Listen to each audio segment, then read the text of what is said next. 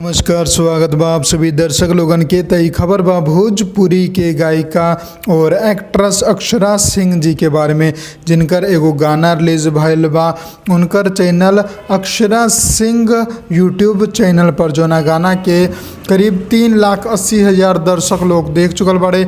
गाना के नाम बा बॉयफ्रेंड बदलने का नया तरीका। जी हाँ, और सबसे कमाल बात ई बा कि गाना आ चुकल बा ट्रेंडिंग में। जी हाँ, ट्रेंडिंग स्टार तक खेसारी लाल यादव जी रहबे कैले, अब ट्रेंडिंग हीरोइन में आ चुकल बाड़ी अक्षरा सिंह जी, जिनकर गाना जो कि पूरा के पूरा उहे गौले बाड़ी और वीडियो काफ़ी शानदार बनौले बाड़ी। व्यू इतना ज़्यादा ना गल बा, फिर भी गाना ट्रेंडिंग पर 21 नंबर पर ट्रेंड करल बा। जी हाँ, आप लोग सामने स्क्रीन पर स्क्रीनशॉट देख ही सकतानी, जो कि खुद हम अपना मोबाइल से ले ले बानी। और ये समय आप लोग जाके यूट्यूब पर चेक भी कर सकतानी, ट्रेंडिंग पेज पर, मेन ट्रेंडिंग पेज पर भाई। जी हाँ, तो ज़्यादा से ज़्यादा ई खबर के शेयर करी, फैलाई और बताई आप लोग ई गाना के सुन ले बानी कि ना सुन ले बानी।